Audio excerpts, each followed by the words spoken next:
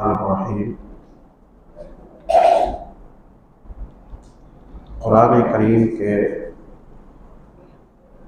نزول اور اس کی جمع و تقدیم کے حوالے سے کل کی مجلس میں بات ہوئی تھی۔ یوں نبی کریم صلی اللہ علیہ وسلم کی حیات مبارکہ میں قرآن کریم مختلف اشیاء پر، پتھر کی پلیٹوں پر، کھجور کی لکڑی ہے جو اس کی چوڑائی اور پھیلاؤ پر، چمڑے پر اور مختلف چیزوں پر قرآن کریم انفرادی طور پر لکھا جانے لگا۔ کسی کے پاس ایک صورت ہے، کسی کے پاس 2 صورتیں ہیں، کسی کے پاس اس سے زیادہ ہے، اس سے کم ہیں۔ گویا پیارے نبی صلی اللہ علیہ وسلم کی حیات مبارکہ میں قرآن کریم لکھا تو مکمل گیا، لیکن یکجا نہیں ہوا تھا، کیونکہ کاتبین وحی سب کے سب بیک وقت پیارے نبی صلی اللہ علیہ وسلم کے ساتھ نہیں رہتے تھے۔ یہ سلسلہ چلتا رہا، لوگ قرآن پاک کو حفظ بھی کرتے تھے، ائمہ بھی متعین ہوتے تھے، آگے بھی قرآن پاک پڑھاتے تھے۔ سیدنا عبداللہ بن مسعود رضی اللہ تعالیٰ عنہ بیان کرتے ہیں کہ میں نے نبی کریم صلی اللہ علیہ وسلم کے منہ مبارک سے فلاں فلاں فلاں صورتیں سیکھی،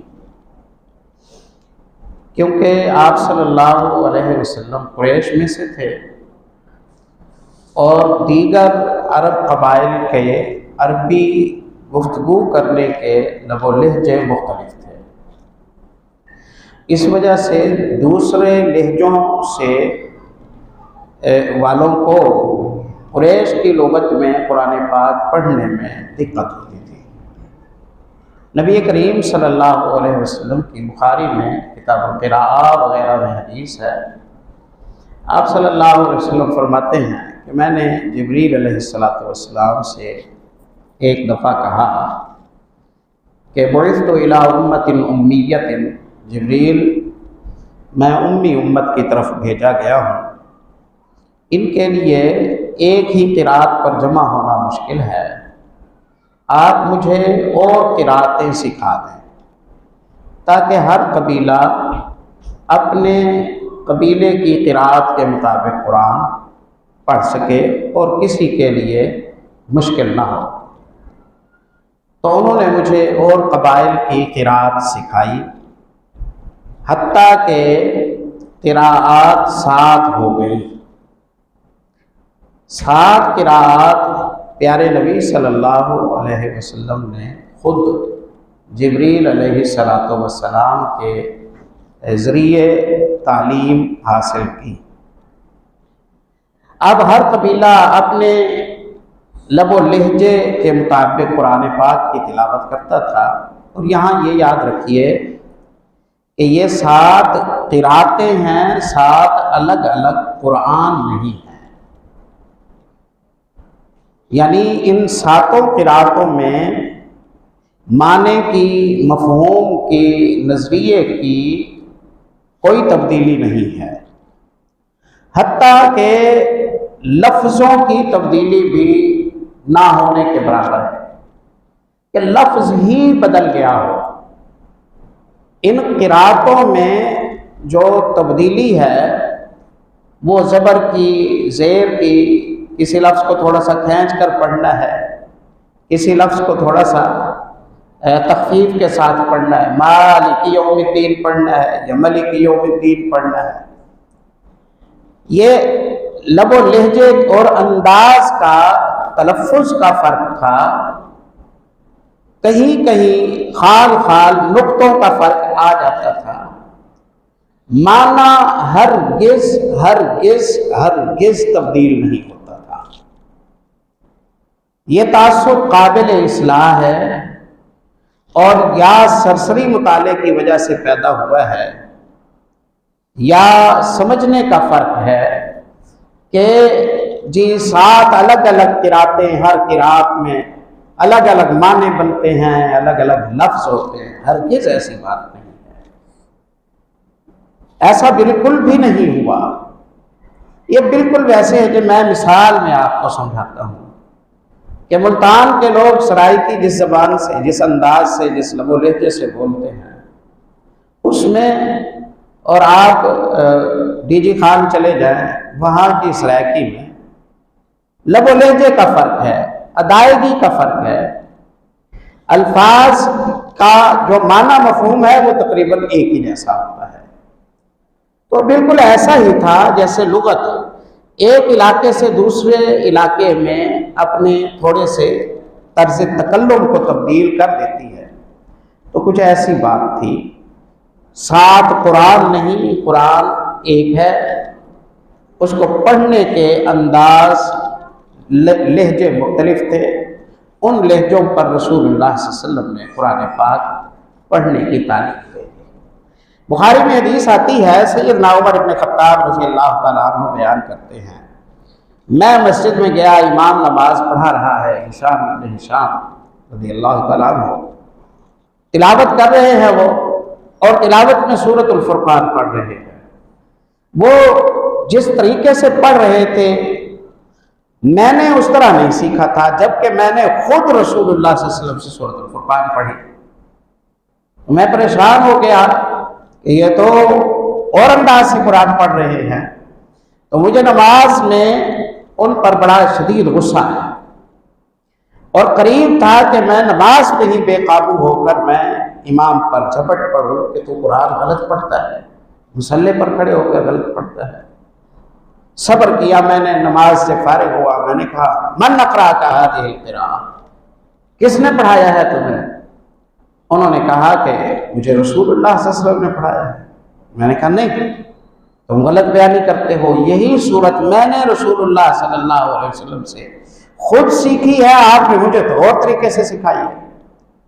اس نے کہا نہیں، مجھے بھی اسی طرح سکھائی ہے آپ صلی اللہ علیہ وسلم۔ تنازع رسول اللہ صلی اللہ علیہ وسلم کی خدمت میں پیش ہوا، آپ نے فرمایا کہ ہاں سناؤ ہشام۔ ہشام نے سورۃ الفرقان مجھے سنائی جیسے اس نے نماز میں پڑھی تھی، آپ نے سن لی، آپ نے فرمایا ہاکذا انزلت، اسی طرح اتری ہے، ٹھیک پڑھی ہے۔ پھر مجھ سے کہا کہ ہاں آپ سنائیں، میں نے سنانا شروع کی، میں نے ویسے سنائی جیسے آپ نے مجھے پڑھائی تھی، تو آپ صلی اللہ علیہ وسلم نے میری قرات سننے کے بعد فرمایا ہاکذا انزلت، اسی طرح نازل ہوئی ہے۔ تو ہشام کی قرات الگ ہے، محمد رسول عمر ابن خطاب رضی اللہ تعالیٰ عنہ کی قرات الگ ہے، معنی میں کوئی فرق نہیں ہے، انشاءاللہ کسی قسم کا کوئی تردد اس میں نہیں ہے۔ یہ تاثر 100% باطل ہے اور اللہ کے کلام کو شبہ کا شکار کرنے کا ذریعہ ہے کہ جی 7 بات کوئی قراتیں نہیں تھی، یہ تو روایتوں میں آیا ہے، روایتوں پر ہی تو سارا دین کھڑا ہے، شریعت محمد صلی اللہ علیہ وسلم کھڑی ہے، وہی راویان حدیث ہیں، وہی جامعین قرآن ہیں۔ ایک جامع قرآن اور قاری قرآن ایسا نہیں اصحاب محمد رسول اللہ صلی اللہ علیہ وسلم میں کہ جو راوی حدیث نہ ہو، یہ تو گواہ ہیں۔ آپ یہ کیا کر رہے ہیں؟ گواہوں کو آپ مشکوک کر دیں گے، گواہی میں رولا پڑ جائے گا، کیس کچا ہو جائے گا، شریعت محمد صلی اللہ علیہ وسلم خدا نخواستہ مشکوک ہو جائے گی۔ سوچ سمجھ کر بولا کریں۔ راویان حدیث ہی جامعین قرآن ہیں،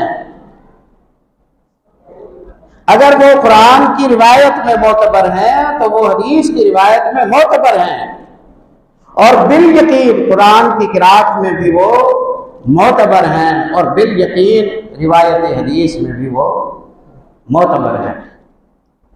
بحث کے، پرکھ کے، چیکنگ کے، تحقیق کے، چھان پھٹک کے جتنے جتنی احتیاطیں آج کی دنیا ان کا تصور بھی نہیں کرتی ہے، ان ساری احتیاطوں کے شکنجے سے وہ ہو کے آئے ہیں، اس کے سوٹی سے وہ گزر کے آئے ہیں۔ انسانی دسترس میں ترک کی آخری انتہا کی جو احتیاط ہو سکتی تھی وہ فرامین نبویہ کی حفاظت کے لیے کر لی گئی اللہ کی رحمت سے۔ جس نے علم حدیث کو گہرائی کے ساتھ دیکھا اس پر یہ بات سورج کی روشنی سے زیادہ روشن ہو کے واضح ہو جاتی ہے اللہ کی رحمت سے۔ وہ جو علم حدیث نبوی کے قریب آتا ہے تو اس کی محبت پیارے نبی صلی اللہ علیہ وسلم کے ساتھ اجاگر ہوتی ہے اور بڑھتی ہے۔ اللہ ہمارے ایمانوں کو سلامت رکھے۔ تو قراءات میں فرق کوئی ایسا ایشو نہیں ہے کہ جس کی وجہ سے کوئی تاثرات کی، کوئی نظریے کی، کوئی معانی کی، کوئی احکام میں ٹکراؤ کی صورت پیدا ہو جائے، ایسی کوئی بات نہیں ہے۔ اس بدگمانی سے ہم سب کو محفوظ رہنا چاہیے۔ تحقیق کا یہ مقام نہیں ہے اور تفصیل کا یہ مقام نہیں ہے۔ سلسلہ چلتا گیا، پیارے نبی صلی اللہ علیہ وسلم اس دنیا سے رخصت ہو گئے، صدیق کا دور آیا رضی اللہ تعالیٰ عنہ، جنگ یمامہ ہوئی، جنگ یمامہ میں خون ریز جنگ ہوئی، اس میں 700 سے زیادہ صحابہ کرام کی شہادت ہو گئی، ایک بڑی تعداد علماء اور قراء کے قرآن کی تھی۔ سالم مولا ابی حذیفہ رسول اللہ کے زمانے کا قاری، ان کی شہادت ہو گئی اور کئی لوگوں کی شہادت ہو گئی۔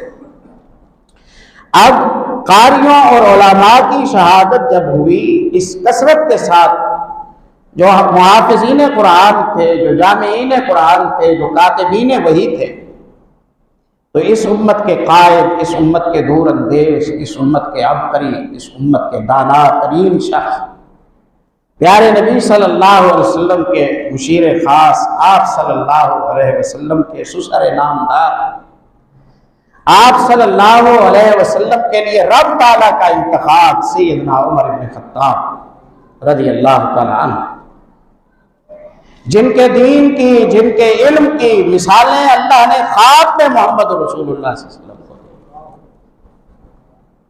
آپ صلی اللہ علیہ وسلم پر جن کی عظمت کو خوابوں کے ذریعے اللہ نے واضح فرمایا، اور آپ کے الفاظ بخاری مناقب میں آتے ہیں، آپ فرماتے ہیں میں نے عمر ابن خطاب جیسا عبقری کوئی نہیں دیکھا رضی اللہ تعالیٰ عنہ۔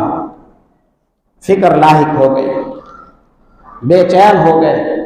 لقد استحب القتل یوم الیمامۃ، یمامہ کی جنگ میں قتل بہت زیادہ ہو گیا، شہادتیں بکثرت ہو گئیں، رفتار یہی رہی، قاری کم ہو جائیں گے، قاری ختم ہو جائیں گے، قرآن پاک کی تلاوت امت مسلمہ کے لیے مشکل ہو جائے گی۔ اس اعتبار سے قیامت تک آنے والا ہر مسلمان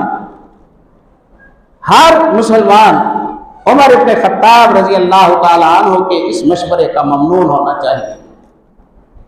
انہوں نے ہماری فکر کی، ان کی دور کی نگاہ نے اس خطرے کو بھانپا۔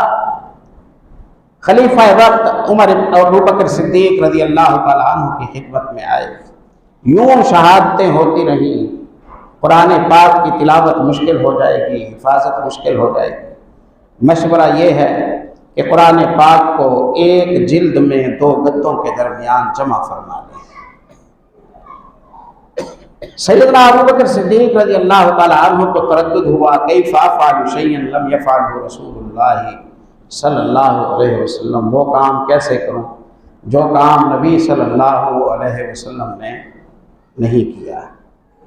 قائل کیا کہ آپ اسے ایجاد کرنے والے نہیں، وہ بدعت جس کی مذمت کی گئی ہے قرآن و حدیث میں، وہ ایسا نیکی کی نیت سے ایجاد کیا جانے والا کام ہے جس کی بنیاد کا رشتہ پیارے نبی صلی اللہ علیہ وسلم کی تعلیم سے نہ ملتا ہو۔ من عمل عملا لیس علیہ امرنا فہو رد، جس نے ایسا کام کیا جس پر ہمارا حکم نہیں تھا، وہ کام قابل قبول نہیں ہے۔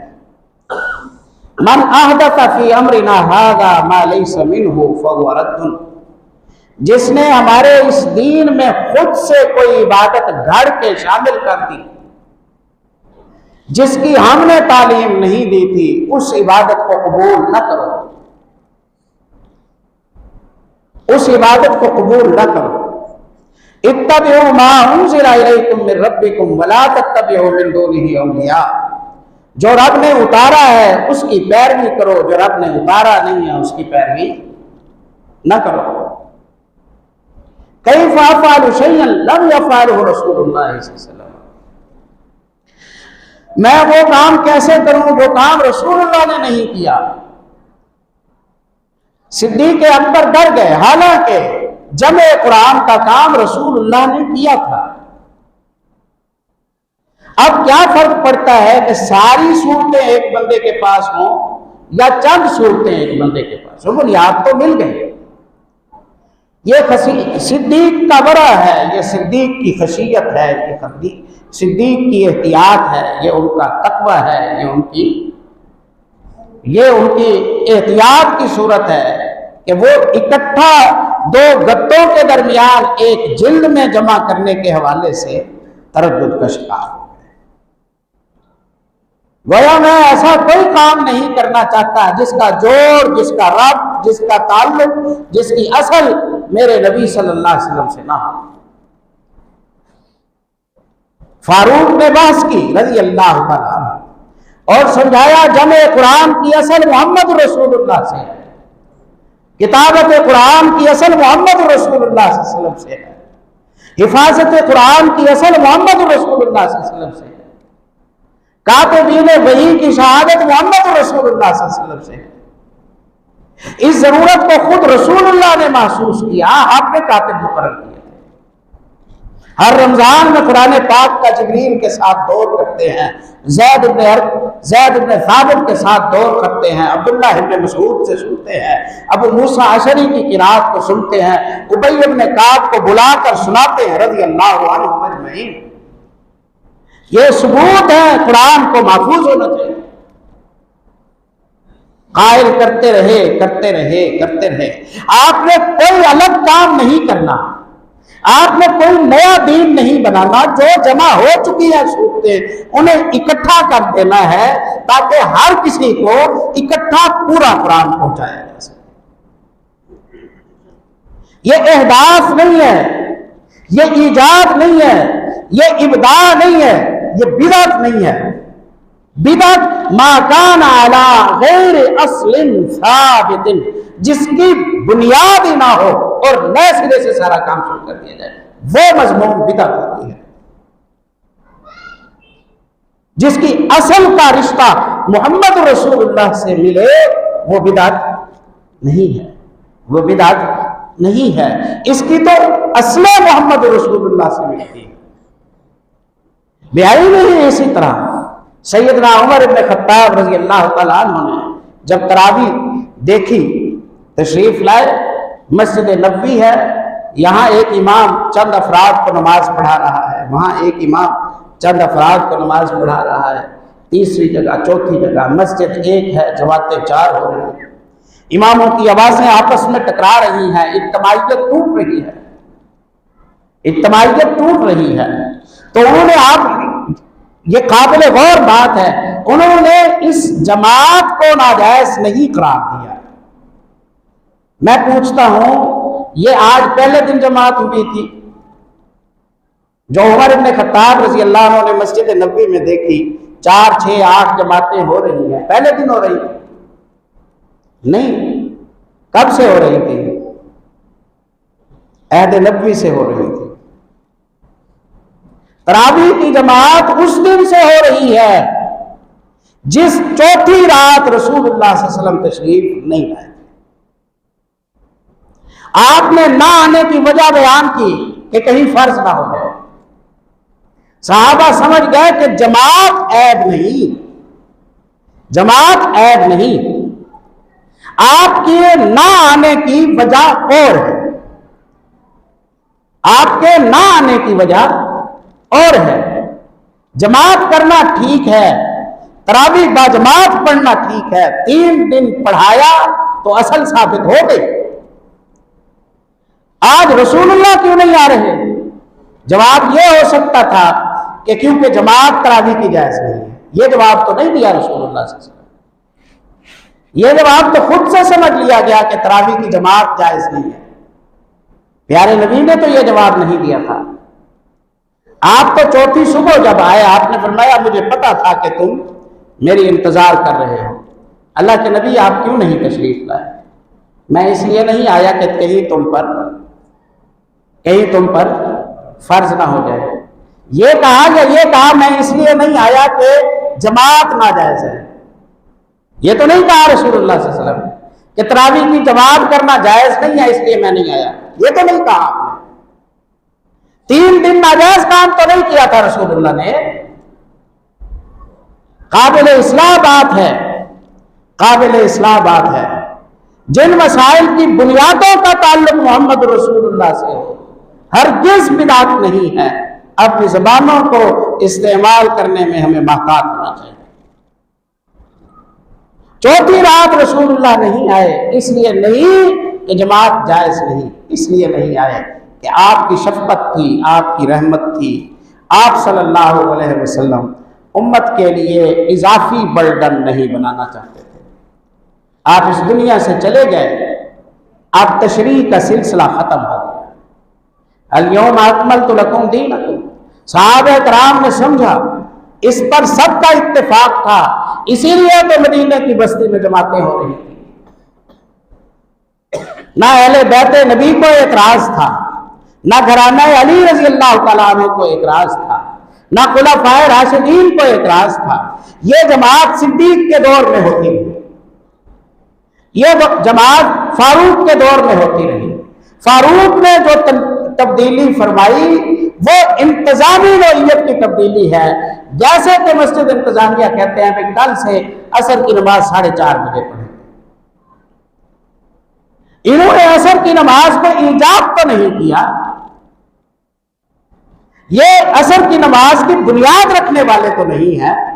عصر کی نماز کی بنیاد تو شرع محمد صلی اللہ علیہ وسلم میں ہوئی, لیکن اس مسجد میں کس ٹائم پڑھی جائے گی؟ 1:15 نہیں 1:30 پر پڑھ لی جائے گی, اسی وقت متعین کے اندر رہتے ہوئے جو حدود پیارے نبی صلی اللہ علیہ وسلم. تو فاروق رضی اللہ تعالیٰ عنہ تراویح ایجاد کرنے والے نہیں ہیں